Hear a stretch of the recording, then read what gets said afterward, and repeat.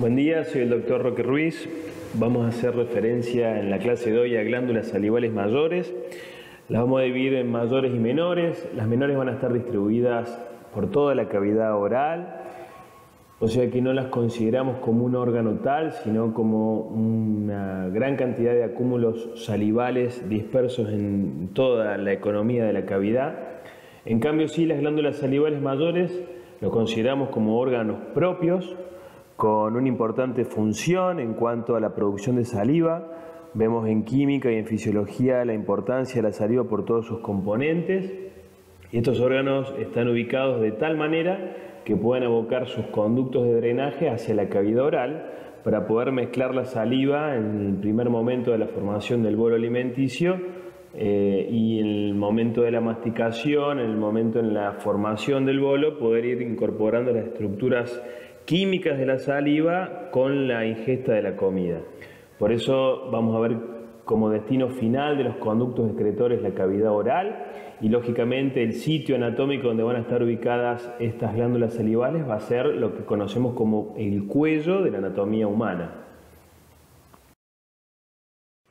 Los medios de contactos habituales que venimos nombrando en todos los Power para que estemos conectados desde la cátedra, desde el museo, y que tengamos en este momento de clases virtuales una conexión importante, y este esfuerzo que hemos realizado con la cátedra, con el museo, para que estas clases queden grabadas, ojalá que sirvan para toda la vida y para cada momento que necesitemos una consulta y la necesidad de volver a repasar los temas, tengamos a disponibilidad virtual todos los contenidos anatómicos. Entonces las dividimos en glándulas salivales mayores y glándulas salivales menores. Las mayores ya vamos a detenernos para hablar de cada una en particular, y las menores ubicadas debajo de la mucosa de la cavidad oral, y lo que les muestro en la imagen son esos acúmulos salivales de glándulas serosas, de glándulas mucosas, y dependiendo del sitio anatómico donde están ubicadas las denominamos labiales, bucales, molares, palatinas o linguales. Pero como les decía, acúmulo de esos adenómeros que van a producir saliva dispersos en toda la cavidad oral, por eso no son un órgano único como las glándulas salivales mayores. Entonces las mayores vamos a tener la parótida, la submaxilar y la sublingual, lógicamente una derecha y otra izquierda, y el nombre es importante porque ya nos hace pensar anatómicamente dónde ubicarlas. La parótida va a estar en la región paraótica, eso significa parótida, paraótica, o sea, cercano, próximo al oído.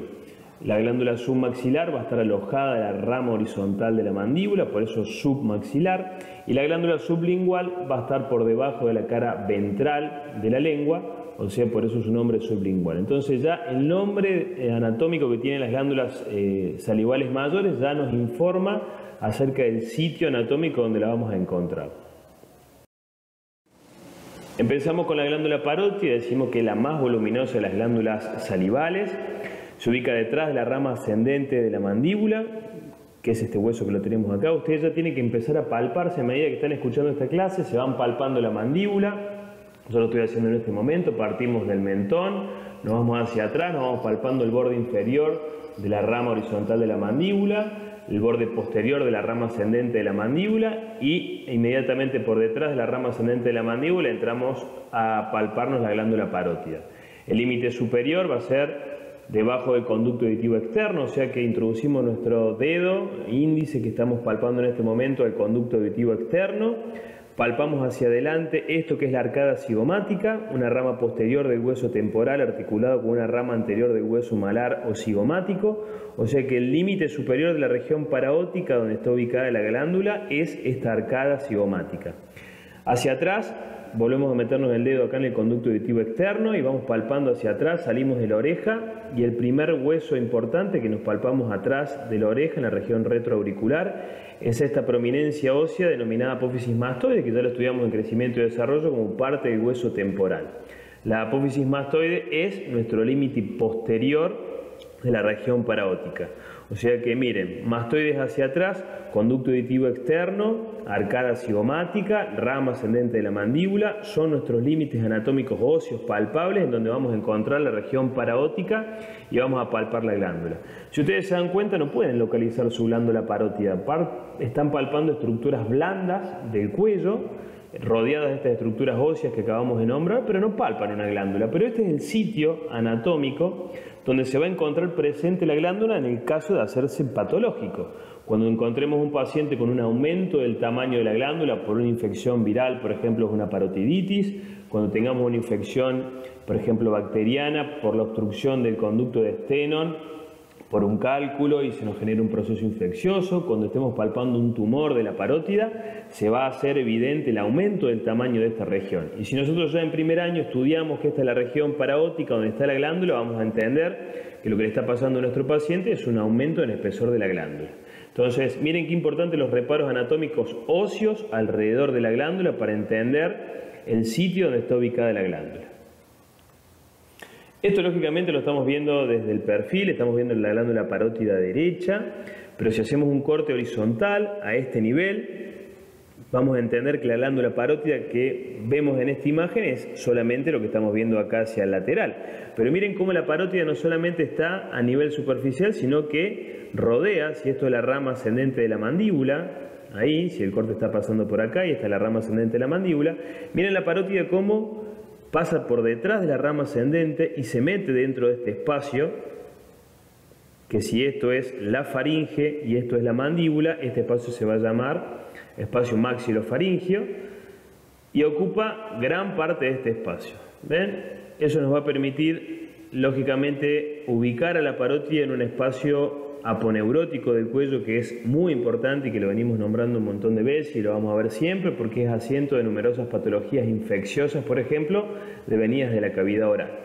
Entonces, esto desde el punto de vista anatómico, entender que la parótida no solamente está ahí a nivel superficial como la vemos, sino que tiene un proceso profundo sobre el cuello, donde el parénquima glandular se mete al espacio parafaringio o maxilofaringio. Es importante que nos demos cuenta de esto por lo que significa la patología. Miren las relaciones de la parótida hacia atrás, si lo entendemos desde el punto de vista horizontal. Esto es la apófisis estiloide. Si lo vemos acá, esto es apófisis mastoide y recordamos el cráneo. La apófisis estiloide nace también desde el hueso temporal acá abajo. Entendíamos que entre la mastoide y la apófisis estiloide había un orificio que se llamaba estilomastoide, por donde sale el nervio facial. Y también es importante en este momento porque el nervio facial, una vez que ha emergido de ese orificio, va a penetrar en el parénquima de la glándula parótida, lo vemos acá, y se va a meter de lleno por todo el parénquima glandular y de hecho nos va a servir como un límite anatómico para dividir la parótida en dos, superficial y profundo, dado por el paso del nervio facial en este momento. Miren hacia atrás, en la apófisis estiloide, los músculos que se insertan sobre la apófisis estiloide, un músculo que va a la lengua y se llama estilogloso, un músculo que va a la faringe y se llama estilofaringio, y un músculo que va hacia el hueso ioide y se llama estiloioideo. Por eso no es difícil de estudiar esto porque vamos relacionando los nombres. Las estructuras óseas donde se inserta el músculo le dan nombre al músculo: estilogloso, estilofaringio y estiloioideo. Eso es lo que en conjunto denominamos ramillete de Riolano. Hacia atrás del ramillete de Riolano, los grandes vasos que salen de la base del cráneo: carótida, yugular interna y los pares craneales bajos que salen junto a la yugular a través del orificio rasgado posterior o agujero yugular.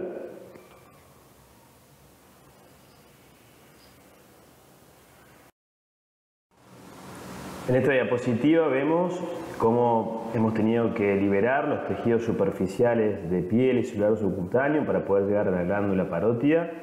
Vemos un reparo más que es muy importante, que es el músculo esternocleidomastoideo. Se inserta a nivel de la apófisis mastoides y pálpense la apófisis mastoide, donde la habíamos ubicado recientemente, atrás de la región parótica que veníamos viendo.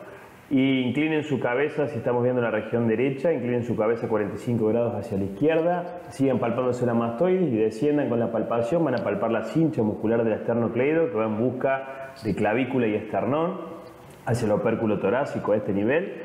Entonces es un reparo más también desde la apófisis mastoide descendiendo por el esternocleido hacia adelante, en este espacio que nos queda limitado entre el ángulo, el borde posterior de la mandíbula, mastoides atrás, que eran nuestros reparos óseos. Ahora le agregamos reparos musculares, esternocleido mastoideo y músculo macetero. Sigan palpándose el borde posterior de la mandíbula y cierren la boca con fuerza, aprieten los dientes y van a notar sobre la rama ascendente de la mandíbula la contracción de este músculo, que es el músculo macetero, que lo hemos visto con los músculos de la masticación. O sea que miren que de ahora a los reparos óseos que veníamos viendo recién le agregamos estos dos reparos musculares importantes. Esternocleido, que lo hacemos evidente en inclinar nuestra cabeza 45 grados hacia el lado contralateral. E incluso si quieren que el esternocleido se contraiga mucho más, lleven el mentón a la proximidad del hombro izquierdo, o sea, giren la cabeza hacia la izquierda y hagan que el mentón llegue a la proximidad del hombro contralateral, y ahí van a notar mejor el esternocleido. Y cierran la boca con fuerza y van a notar el músculo macetero. Entonces, entre estos dos reparos musculares, esternocleido atrás y macetero adelante, tenemos el espacio paraóptico con la parótida a este nivel. Y como les decía, palpamos y no nos damos cuenta de que hay algo en su interior. Es que la glándula es un tejido de partes blandas, que se hace evidente, como decíamos recién, solamente ante la posibilidad de que haya alguna patología que le haga aumentar de tamaño o cambiar de consistencia. Miren cómo hemos tenido que abrir la piel, cómo la imagen muestra el celular subcutáneo y cómo la parótida está envuelta junto con las estructuras que atraviesan a la parótida de las aponeurosis y de los músculos y huesos que están a su alrededor. Acá hay una incisión sobre la aponeurosis que envuelve el músculo esternocleido. Esta aponeurosis luego envuelve a la cara lateral de la parótida y forma la pared lateral de la celda parotidia, que es justamente este tejido conectivo que va a envolver a la glándula y a los ganglios y vasos y nervios que pasan en su interior, formándole una celda. La celda tiene exactamente el mismo tamaño de la glándula, porque de hecho envuelve la glándula y le forma como un estuche fibroso a su alrededor. Entonces, cuando estudiamos celda parotidia, límites, relaciones, estamos haciendo referencia exactamente a los límites y a las relaciones de la propia glándula. También esta imagen nos muestra el conducto de drenaje de la glándula parótida, que es el conducto de Stenone. El conducto de Stenone puede salir de un solo conducto o dos conductos, uno superior y otro inferior. Va a caminar por este músculo que lo nombramos recién, que es el músculo macetero. Miren cómo hay una proyección acá de parénquima glandular, que es una prolongación maceterina, que incluso parece ser hasta una parótida accesoria. Esto es frecuente de ver.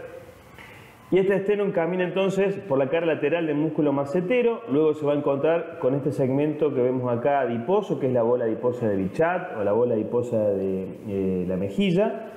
Lo va a pasar por su cara lateral, por adelante, y se va a abrir espacio entre los fascículos de este músculo, que es el bucinador. Recién ahí el conducto de Stenone va a atravesar desde lateral a medial la mejilla y se va a abrir espacio adentro de la cavidad oral. Ahora vamos a ver la desembocadura. Para seguir mostrando estructuras importantes en esta imagen, miren cómo la cola de la parótida, que es su límite más inferior, llega hasta la proximidad del ángulo de la mandíbula. Miren acá en proyección la próxima glándula que vamos a ver, que es la submaxilar, cómo está separada de la parótida por este ligamento que va desde la aponeurosis del esternocleido hacia el ángulo de la mandíbula, y como separa las dos glándulas se llama ligamento interparotidio submaxilar. Pero no es otra cosa que una estructura fibrosa de aponeurosis que une el ángulo de la mandíbula con el esternocleido y nos separa el límite de las dos celdas, la celda de la parótida y la celda de la glándula submaxilar.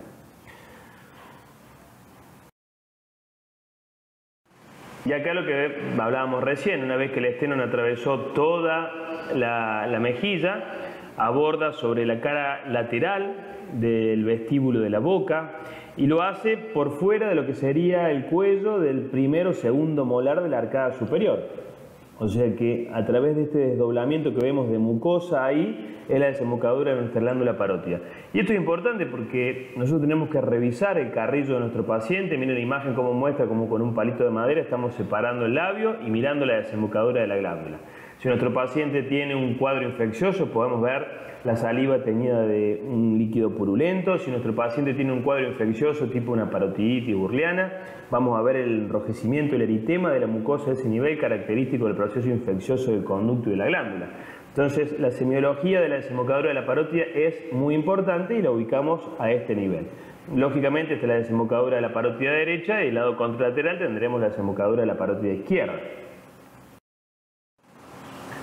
Lo que veníamos hablando hasta recién, el recorrido de las estructuras vasculares, linfáticas que tiene la glándula en su interior. La glándula en la embriología, cuando se va desarrollando, va dejando adentro de su parénquima la contención de estructuras vasculares, linfáticas y nerviosas. Esas estructuras vasculares son la arteria carótida externa, que termina a nivel del, digamos, el polo superior de la parótida, por decirlo de alguna manera, dividiéndose en sus dos ramas terminales, que son la temporal superficial, que es esta que vemos acá, y la maxilar interna, que se mete al espacio pterigomaxilar, al trasfondo de la fosa y a la fosa pterigomaxilar para dar todas sus ramas terminales. La vena yugular externa, que la vemos acá, la vena yugular externa se va a formar dentro de la parótida, dada por sus dos afluentes, o sea, también la vena temporal superficial y la vena maxilar interna, y van a transitar por dentro de lo que ya vamos a ver es el lóbulo profundo de la glándula parótida. Para ver esto tenemos que hacer un corte horizontal que ahora se los voy a mostrar. El nervio facial lo mismo, el nervio facial que sale del orificio estilomastoideo, entre la apófisis estiloide y la mastoide a este nivel, ingresa en su totalidad el tronco principal a la glándula parótida, incluso dentro de la glándula parótida se dividen sus dos troncos principales y empieza a emerger por el borde anterior de la glándula parótida las ramas terminales. Y lógicamente, como dijimos que esto en la embriología se forma, se pliega y envuelve las estructuras que están a su alrededor, va a contener dentro de su parénquima también ganglios linfáticos. Y esto es muy importante porque ya sea infecciones propias de la parótida, ya sea infecciones de piel y faneras que tenemos en la región temporal, ya sea infecciones de la cara, ya sea infecciones de la cavidad oral, el drenaje linfático va a pasar a los ganglios intraparotídeos. Entonces, tener una tumoración en la región intraparótida no solamente nos habla de una patología propia de la parótida, sino el aumento en tamaño de los ganglios que la parótida contiene, y eso puede ser asiento de numerosas enfermedades infecciosas o tumorales que vienen de otro sitio y se alojan como metástasis dentro de los ganglios de la parótida. Por eso es tan importante esta región. Y acá el corte horizontal de lo que hablábamos recién. Miren, vamos a ubicarnos. Esta es la glándula parótida. Lo que decíamos, esto es posterior, esto es anterior, esta es la rama ascendente de la mandíbula, esto es la cavidad oral, esto es orofaringe, esta es la amígdala palatina, el músculo constrictor superior, el músculo palatogloso, el músculo palatofaringio, este es el músculo macetero que lo veíamos recién, esto que está acá en negro es el conducto de desembocadura de la glándula, el conducto de esternón que veíamos recién.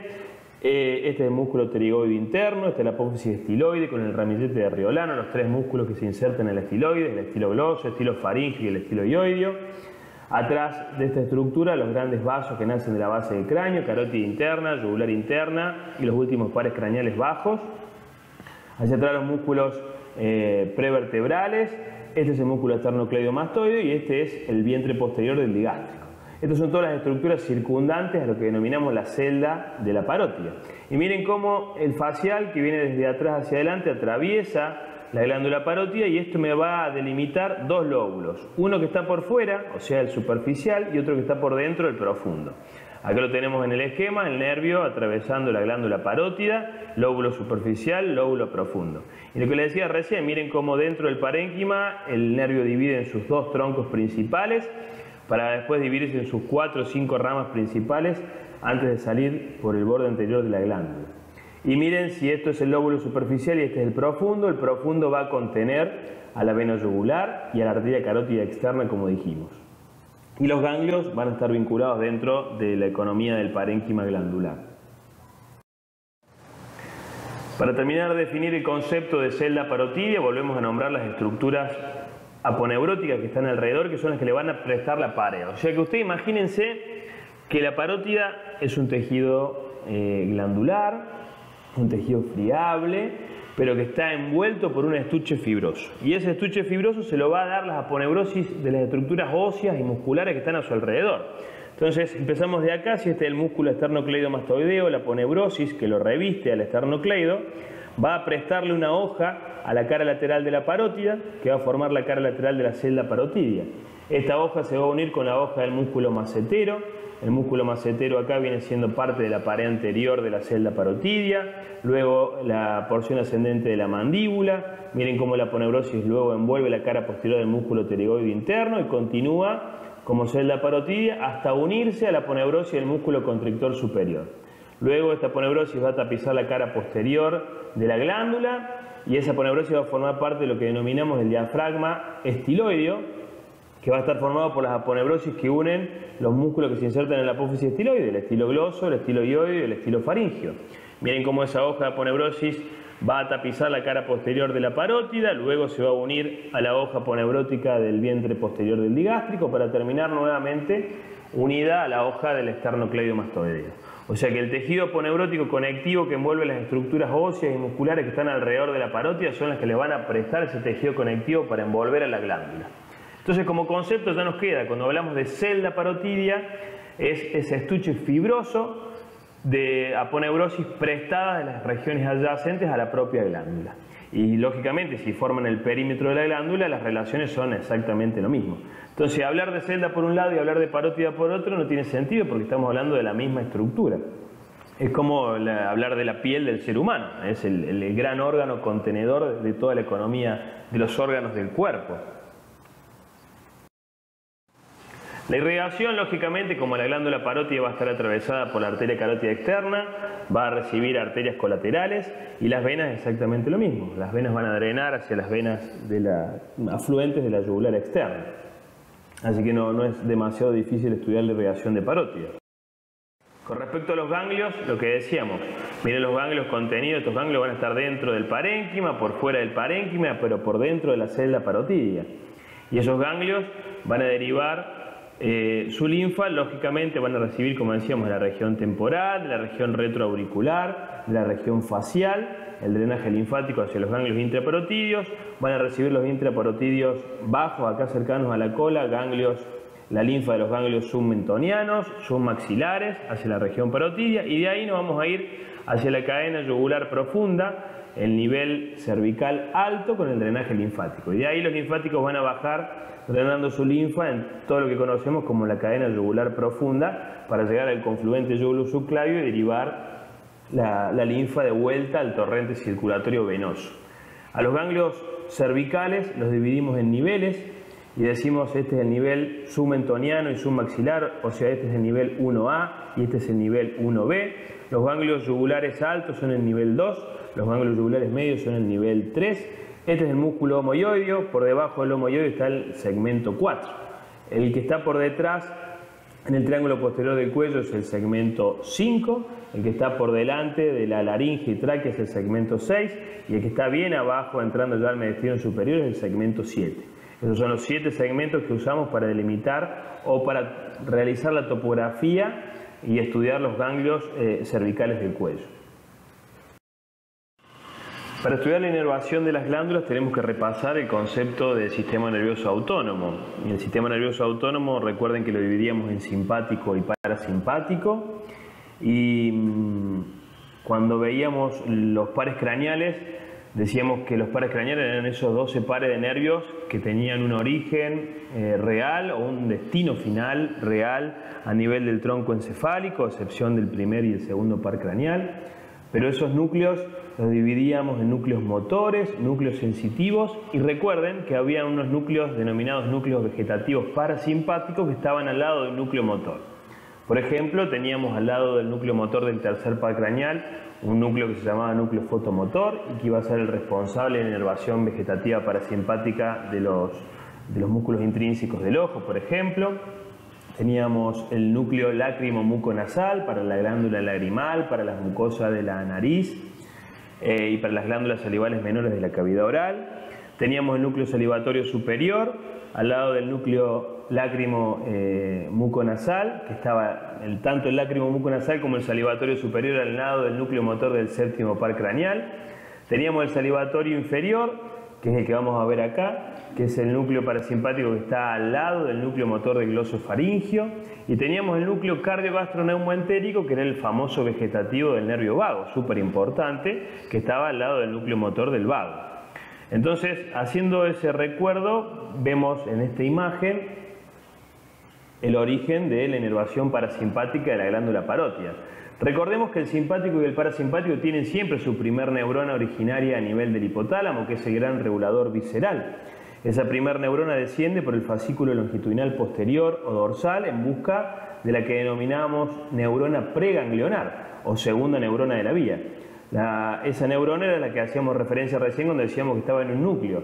Este es el núcleo salival inferior que está al lado del núcleo motor del glosofaringeo. De ahí va a salir la rama vegetativa junto al noveno par, que acompaña la yugular interna y sale por el rasgado posterior.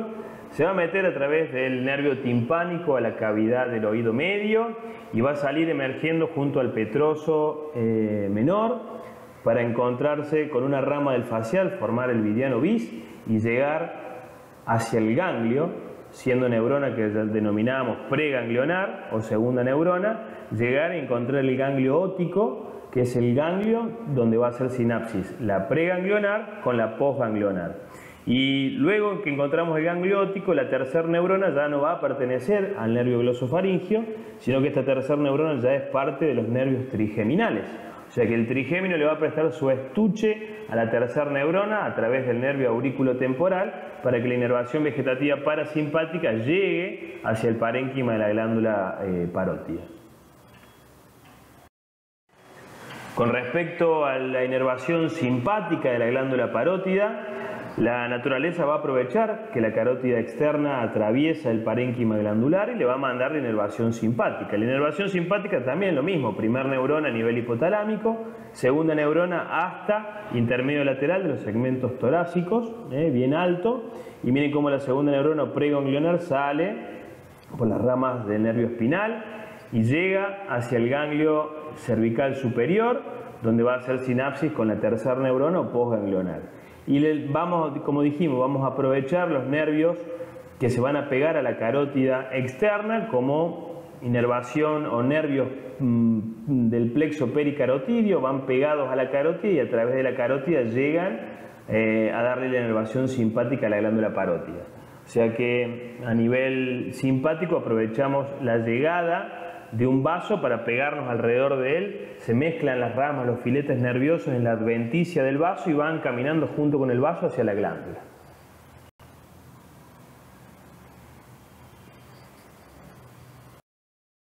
Pasamos a la glándula submaxilar. La glándula submaxilar, como su nombre lo dice, va a estar ubicado debajo de la rama horizontal de la mandíbula y tiene sus límites óseos, como habíamos escrito para la parótida recién. Tiene sus límites óseos también para que sea realmente fácil de encontrarla. Nos empezamos a palpar desde el mentón, vamos caminando con los dedos palpatorios sobre la rama horizontal de la mandíbula hasta llegar al ángulo de la mandíbula, cerramos la boca, contraemos el músculo macetero que habíamos visto recién y dividimos entonces a la mandíbula en 3/3 y decimos que la unión entre los 2 tercios anteriores con el tercio posterior, a ese nivel vamos a buscar una palpación de la arteria facial a este nivel que nos va a servir de guía para llegar hacia la glándula submaxilar. Entonces la glándula submaxilar va a estar por dentro de la rama horizontal de la mandíbula, por fuera de la base de la lengua en su proyección anterior, por fuera del espacio laterofaringeo en su proyección más posterior y por debajo o rodeando a los músculos de la región suprayoidea, que lo vamos a ver ahora en la siguiente diapositiva. Miren lo que veíamos recién entonces. Los reparos óseos es la rama horizontal de la mandíbula, hacia arriba el músculo macetero que nos habla de su contracción, estamos en el ángulo de la mandíbula. Este ligamento que nos separaba la glándula parótida de la glándula submaxilar, que era el interparotidio submaxilar, que unía la aponeurosis del músculo esternocleidomastoideo acá con el ángulo de la mandíbula. Entonces, si nosotros lateralizamos hacia el lado contralateral la cabeza, inclinamos buscando que la mandíbula se pegue al hombro contralateral, se contrae el esternocleido. Entonces ya ubicamos el límite posterior, atrás del esternocleido, hacia arriba y atrás del macetero, hacia arriba y adelante la rama horizontal de la mandíbula. Y otro reparo óseo importante acá es el hueso ioides. Miren cómo en el hueso ioides se adosa la aponeurosis cervical superficial. O sea que si nosotros nos miramos al espejo nosotros mismos, revisamos al paciente, donde hace ese ángulo el cuello por retracción de la aponeurosis cervical superficial sobre el hueso ioides es el límite inferior nuestro de la región de la glándula submaxilar. De hecho, la región submaxilar está bien delimitada por este músculo que es el digástrico. Miren cómo el vientre anterior del digástrico, que se refleja en el ioides y empieza a formar ahí el vientre posterior del digástrico, forma esta estructura a modo de V corta abierta hacia arriba, que es la región submaxilar. Y como la región submaxilar entonces contiene la glándula submaxilar, a la vena y la arteria facial y a la numerosa cantidad de ganglios que hay en ese nivel.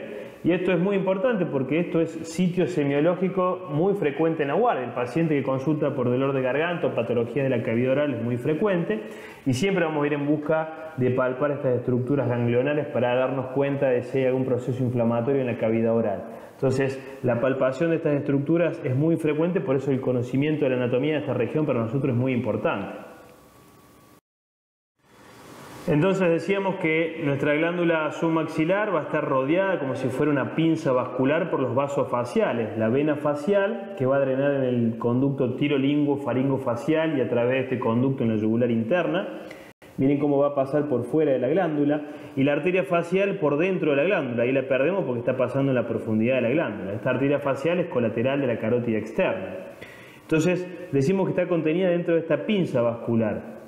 Y la arteria es muy importante porque es el reparo que vamos buscando siempre. Palpamos el pulso a este nivel porque podemos comprimir la arteria sobre la rama horizontal y sentir el pulso de la arteria. Inmediatamente ahí nos palpamos como una cucharilla con los dedos palpatorios de la mano que estamos examinando al paciente y nos metemos abajo del reborde de la mandíbula palpando las partes blandas. Lo mismo que habíamos dicho para la parótida, no vamos a palpar la glándula y a sentir los límites de la glándula porque es una estructura muy friable. Esto se va a hacer evidente cuando se inflame la glándula por una patología inflamatoria, ya sea infecciosa, tumoral, litiásica, que haga que la glándula sufra el agrandamiento y el cambio de consistencia, ahí se va a hacer evidente. Por eso es importante estudiar los límites de esta región, por eso es importante saber que está rodeada de numerosas estructuras ganglionares para que también nos sirva como diagnóstico diferencial. Si el aumento del tamaño que estamos viendo es un ganglio, si es la glándula, entonces vamos a entrar a buscar un montón de otras cosas para poder dar con el diagnóstico del paciente. Pero el conocimiento de la anatomía es fundamental. Acá nosotros estamos viendo la proyección de la glándula que está por fuera de los músculos de la región suprayoidea. Si este es el yoides, este es el miloyoideo, este es el vientre anterior del digástrico. Y vemos esta proyección por fuera del miloyoideo de la glándula submaxilar. Pero si hacemos una sección del músculo, miren cómo está cortado y rebatido hacia medial el miloyoideo. Miren cómo el vientre anterior del digástrico está cortado acá adelante y rebatido hacia atrás. Cómo aparece este músculo que está en la profundidad del miloyoideo, que va desde el yoide a la apófisis geni, que es el genio yoideo. Y ahí nos muestra la totalidad de la glándula. Lo que veíamos por fuera del miloyoideo, que es esto, y la proyección que camina por encima del miloyoideo de glándula submaxilar, que ahora la vemos una vez seccionado el músculo.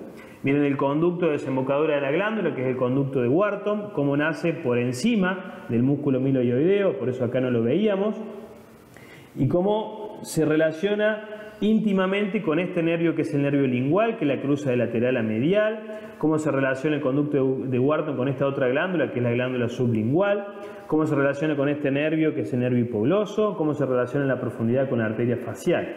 O sea que esta proyección, que está por encima del miloyoideo, es muy rica en cuanto a relaciones nerviosas, nervio lingual, ganglio, submaxilar, el ganglio vegetativo donde se va a unir la neurona pre y postganglionar vegetativa de la glándula submaxilar, nervio hipogloso hacia abajo, paquete venoso y arterial raninos a este nivel en íntima relación con la glándula. Los límites que nombrábamos recién, acá se ven un poquito mejor, esternocleido hacia atrás, el ligamento interparotidio submaxilar, el ángulo de la mandíbula, el macetero, el borde inferior de la rama horizontal de la mandíbula, la arteria y la vena facial, la sección del vientre anterior del digástrico, la sección acá del miloyoideo en la línea amiloide de la mandíbula para poder abrir el piso de la boca y encontrar el paquete lingual, la glándula submaxilar, la glándula sublingual. O sea que esto es una región muy importante en cuanto a estructuras anatómicas. Y esta imagen no lo muestra, pero por fuera de esta glándula pasa la rama marginal o el yafé del nervio facial, que es muy importante. Por debajo del músculo platisma, que acá lo vemos en superficial y que ha sido seccionado para poder mirar esta región, por debajo del platisma y por fuera de la glándula y de la vena facial pasa esta ramita marginal. Y esto es muy importante porque a la hora de la cirugía hay que conservar esta rama, porque esta rama pasa por fuera de la glándula submaxilar, asciende, le da inervación al músculo triangular del labio acá, y una sección inadvertida de esta rama nos puede generar una parálisis con un defecto importante, evidenciado por una caída en la comisura por falta de inervación motora de los músculos de la mímica a este nivel. O sea que esto es una región muy importante en cuanto a relaciones anatómicas. En este corte coronal vemos la región submaxilar acá, vemos la proyección de la glándula submaxilar por debajo de este que es el músculo miloioideo, y como decíamos, rodeando por detrás del músculo miloioideo y apareciendo por encima de él la proyección de la glándula submaxilar por encima del miloioideo, y el conducto de Wharton, que es el conducto de desembocadura de la glándula. Rodeando al conducto de Wharton por debajo el nervio lingual, y más abajo entre el miloioideo y el músculo que va desde el dioides a la lengua, que es el diogloso, el nervio hipogloso. Miren acá en la celda de la glándula submaxilar la relación íntima de la arteria facial acá, que dijimos que palpábamos el pulso y a través del pulso nos metíamos, y como alrededor, esta glándula no tiene ganglios en su interior como la parótida, pero sí tiene numerosos ganglios linfáticos a su alrededor. Hay un montón de ganglios linfáticos a su alrededor, que ya les digo, son asientos de procesos inflamatorios permanentes, porque drena inmediatamente todo lo que está pasando en la cavidad oral a esta cadena submandibular. Por eso es tan importante conocer la anatomía de esta región. Si miramos desde la profundidad, esta es la arcada dentaria inferior, a nivel de la mandíbula, se ha seccionado la mucosa, vemos la glándula submaxilar en su proyección supramiloioidea y vemos el conducto de Wharton. El conducto de Wharton entonces va a caminar por encima del miloioideo, y miren cómo va a tomar relación íntima con el nervio lingual, como decíamos recién, el nervio lingual que le pasa por debajo al conducto. Este conducto de Wharton que se va a relacionar en la proximidad ya cercana a la arcada dentaria con la otra glándula que todavía no hemos visto, que es la sublingual, pasa por la profundidad, su cara medial de la glándula sublingual, para desembocar casi unido el conducto de Wharton contralateral en ambas carúnculas que están contenidas por debajo en el piso de la boca, a ambos lados del rafe de la lengua, formando estas dos carúnculas de desembocadura del conducto de Wharton. Y esto es muy importante porque también cuando tenemos patología inflamatoria, infecciosa, litiásica de los conductos de Wharton, tenemos que examinar la cavidad oral del paciente inmediatamente por dentro de la arcada dentaria inferior. Le hacemos al paciente que levante la lengua, que nos exponga la cara ventral, y vamos a ver a ambos lados del rafe lingual la desembocadura de estas dos carúnculas, con lógicamente la desembocadura de ambos Wharton. Por eso es tan importante esta patología. Y miren, este conducto tiene que realizar, si se quiere, un trayecto antigravitacional, porque va desde abajo hacia arriba, de lateral a medial. Por eso es tan frecuente, incluso porque la secreción de la saliva no es solamente serosa, sino que es seromucosa, la de la glándula submaxilar. Por eso es tan frecuente el asiento de patología litiásica, que se formen cálculos en su interior.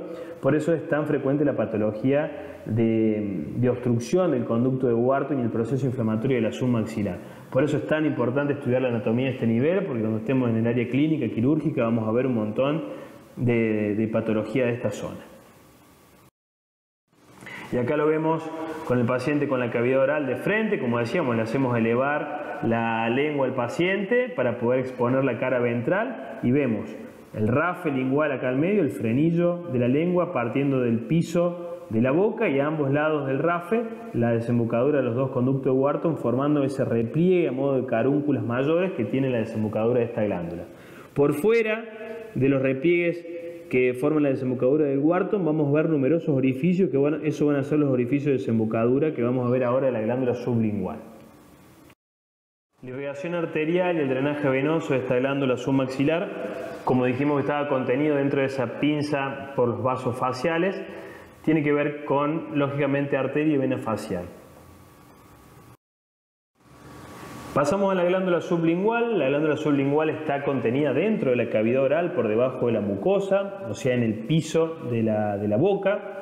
No está ya en el cuello, como veníamos hablando en la glándula sublingual, en la parótida, sino que está dentro de la cavidad oral. Es una glándula submucosa. Está por dentro de la rama horizontal de la mandíbula, alojado en una fosita sublingual. Hay una depresión incluso en la mandíbula para prestarle alojamiento a esta glándula. Y como decíamos, tiene una íntima relación con el nervio lingual, con el conducto de Wharton, que le forman sus límites inmediatamente mediales. Se apoya en este músculo que es el miloioideo. Miren qué linda imagen esta para ver de vuelta la glándula submaxilar, como dijimos, que abrazaba el borde libre del milo hioideo en su proyección por debajo del milo hioideo, en su proyección superior con el conducto de Wharton, e inmediatamente por lateral la glándula que estamos viendo ahora, que es la glándula sublingual.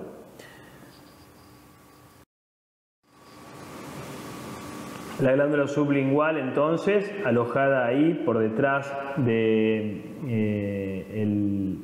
el ángulo, digamos, de la mandíbula, por dentro alojada en la fosita sublingual de la rama horizontal de la mandíbula y en íntima relación con el nervio lingual y el conducto de Wharton. Los músculos que vemos acá del piso de la boca son el milo hioideo, que lo vemos ahí, y en el medio el músculo que va a insertarse en las apófisis genio-hioides, que es el genio-hioideo. Entonces, el límite medial es el genio-hioideo, el límite inferior es el milo hioideo, el límite lateral es la fosita sublingual de la rama horizontal de la mandíbula y el límite medial es el conducto de Wharton y el nervio lingual. Como decíamos recién, le decimos al paciente que realice la apertura de la cavidad oral, ubicamos el rafe medio de la lengua, hacia los costados de la desembocadura del conducto de Wharton, o sea, la glándula submaxilar, y el resto de los conductos que se forman en este repliegue mucoso lateral en el piso de la boca son, o es la desembocadura de los conductos de Rivinius y Bartholin, que son los conductos de desembocadura de la glándula sublingual. Y hay entre 15 y 30 conductos de desembocadura, tanto para la derecha como para la izquierda. O sea que cada glándula tiene su numerosa cantidad de desembocadura en conductos. Y todos vierten hacia la cavidad oral detrás de la arcada dentaria. O sea, a diferencia de la parótida que hacía su drenaje por fuera de la arcada en el vestíbulo de la cavidad oral, tanto la glándula submaxilar como la glándula sublingual drenan directamente al piso de la boca por dentro de la arcada dentaria. La irrigación de la glándula sublingual está dada por la arteria y por la vena lingual que pasan a su alrededor. Y acá unimos la cadena gangliolar linfática tanto de la glándula sublingual como de la glándula submaxilar y decimos que la desembocadura está inmediatamente al nivel cervical 1A, o sea, los ganglios submentales, de ahí a los ganglios submaxilares y de ahí el drenaje linfático pasa a los ganglios de la cadena yugular alta, segmento 2. Y de ahí, lógicamente, a través de la yugular interna, el confluente yógulo subclavio para volver a la irrigación a la sangre venosa. Con respecto a la inervación vegetativa de la glándula submaxilar y sublingual, vamos a repasar los mismos conceptos que vimos recién para la parótida. Esto es inervación del sistema nervioso autónomo. Desde el punto de vista vegetativo parasimpático, primer neurona lo ubicamos siempre a nivel del hipotálamo y descendemos por el fascículo longitudinal o dorsal posterior hacia el núcleo vegetativo correspondiente a la inervación de estas glándulas. Y ese es el complejo salivatorio superior, el núcleo salival superior, que está el núcleo vegetativo parasimpático al lado del núcleo motor del facial. O sea que esta neurona, que va a ser la segunda de las 3 neuronas, o la que denominamos preganglionar, va a salir con el nervio facial. Y va a ser una rama muy conocida porque lo estudiamos cuando vemos el oído medio, es la rama de la cuerda del tímpano que cruza toda la caja del tímpano y que se va a anastomosar con el nervio lingual. El nervio lingual es una rama del trigémino, o sea que se van a intercambiar información. El nervio lingual le pasaba el gusto al facial y el facial le pasaba al trigémino a través del lingual, inervación vegetativa parasimpática para estas glándulas. Esto que les estoy nombrando lo tenemos que repasar de los pares craneales, pero ahora se torna importante porque estamos viendo la inervación visceral de las glándulas. Entonces, esa segunda neurona, a través del nervio facial, vía cuerda del tímpano, se une, se anastomosa con el nervio lingual, el facial con el trigémino, y a través del nervio lingual, que es rama del trigémino, vamos a llevarle la inervación preganglionar hacia el ganglio submaxilar y preganglionar hacia el ganglio sublingual. Tanto el ganglio submandibular como el ganglio sublingual están al lado de la glándula. Recién ahí va a nacer la tercera neurona postganglionar que le va a llevar la inervación vegetativa parasimpática a la glándula submaxilar, y al del ganglio, se los muestro ahí como que lo imaginamos pero no lo vemos tan característico como acá, pero el ganglio sublingual parte la tercera neurona o postganglionar sublingual a la glándula sublingual. De esta manera nos llega la inervación vegetativa parasimpática desde el hipotálamo, desde el núcleo salival superior, hacia el ganglio submaxilar, ganglio sublingual y lógicamente ahí hacia cada glándula correspondiente. El sistema simpático también, primera neurona siempre en el hipotálamo, segunda neurona hasta intermedio lateral de los segmentos torácicos altos.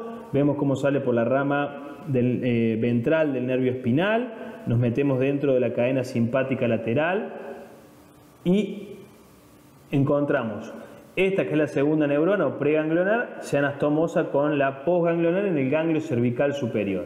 Y como habíamos dicho para la glándula parótida, acá para la glándula submaxilar y sublingual, las ramas simpáticas se pegan como nervios, ven como lo vemos acá, como nervios simpáticos perivasculares mezclados en la adventicia, contenidos dentro de la adventicia del árbol arterial, y caminan junto a las arterias que van a la proximidad de la glándula. Caminarán junto a la arteria facial para llegar a la glándula submaxilar y caminarán junto a la arteria lingual para llegar a la glándula sublingual. Y de esta manera, representado con el color rojo, le llevamos la inervación simpática a las glándulas. A modo de repaso, volvemos a la glándula parótida y vemos cómo en la topografía superficial tenemos la proyección de la glándula acá en esta foto cadavérica. Como dijimos que palpamos el pabellón auricular acá, nos metíamos el dedo a nivel del conducto auditivo externo, palpamos la arcada ósea entre el temporal y el zigoma, o sea la arcada zigomática como límite superior. Decíamos que palpábamos acá el borde posterior de la mandíbula, contraíamos el macetero, palpábamos las mastoides acá atrás, contraíamos el esternocleido y de esa manera íbamos buscando hallar esta región paraótica. Decíamos que la glándula podía tener una proyección acá por delante del macetero en la continuidad del conducto de Stenón, que era el conducto desembocador de esta glándula. O sea que miren en proyección cómo tenemos la glándula parótida de este nivel. Y del lado de la imagen que tenemos a la derecha, la proyección superficial de la glándula submaxilar. Y prácticamente, miren, la submaxilar estaría acá, separada la parótida de la submaxilar por este ligamento interparotídeo submaxilar que dijimos que iba del ángulo de la mandíbula al esternocleido. En el cadáver se hace la resección de los tejidos superficiales, se saca la piel, el tejido celular y miren cómo vemos la glándula parótida, cómo vemos esa proyección por encima del macetero, cómo se ve el macetero acá, cómo se ve el conducto de Stenón, cómo se ve la porción adiposa de Bichat y cómo ahí se pierde en la mejilla para atravesar el bucinador. Ahí se pierde la mejilla para atravesar el bucinador y meterse hacia la cavidad oral. Hacia abajo vemos la glándula submaxilar de este lado, si ese es el macetero, este es el ángulo de la mandíbula y ahí vemos fibras de tejido conectivo que van en busca del ángulo de la mandíbula, el esternocleido. Entonces lo que decíamos recién, la glándula parótida, ahí vemos el parénquima que si la buscábamos palpar no lo percibíamos como tal, pero miren cómo sacando la piel, el tejido celular subcutáneo, aparece el tejido glandular, atrás del músculo macetero, el conducto de Stenón, la glándula el tejido adiposo de Bichat, allá abajo la glándula submaxilar, el ligamento interparotídeo submaxilar. Vemos la glándula submaxilar, este es el músculo miloioideo, acá se ha seccionado la mandíbula, entonces estamos viendo el músculo miloioideo a este nivel, como parte de la glándula submaxilar por debajo del miloioideo, la proyección por encima, pasando por detrás del músculo y por encima del músculo, el conducto de Wharton ahí, en íntima relación con este nervio que es el nervio lingual, y miren cómo el conducto de Wharton va camino de desembocar en la carúncula mayor a los ambos lados del frenillo de la cara ventral de la lengua. Sacada, o sea que si la glándula sublingual nos está tapando en profundidad el conducto de Wharton y el nervio lingual que dijimos que eran los límites mediales de la glándula sublingual. A modo de repaso y para terminar entonces, dijimos la parótida con su conducto desembocador el Stenón, cómo se mete por dentro del bucinador y desemboca ahí más o menos en el límite entre el primero y segundo molar, cómo nuestra glándula submaxilar rodea por detrás al miloioideo y emite su conducto de desembocadura que es el conducto de Wharton, que se relaciona con el nervio lingual a ese nivel, que pasa en la profundidad de la glándula sublingual para terminar ahí en la carúncula mayor a ambos lados del rafe de la lengua. Y la glándula sublingual que dijimos que era una glándula que tenía de entre 15 y 30 conductos de desembocadura en este repliegue de mucosa que partía desde el lateral de la carúncula mayor del Wharton hacia lateral, desembocando la glándula sublingual por toda esa cantidad de conductos que acabamos de nombrar. Bueno, esta es la bibliografía que siempre recomendamos para estudiar y bueno, la verdad que a uno le da ganas de volver a empezar a estudiar la carrera cuando ve todos estos videos. Puede estar en su casa, en la computadora, con el celular, permanentemente repasando. Solo queda las preguntas a través de los canales de comunicación que tenemos y las dudas.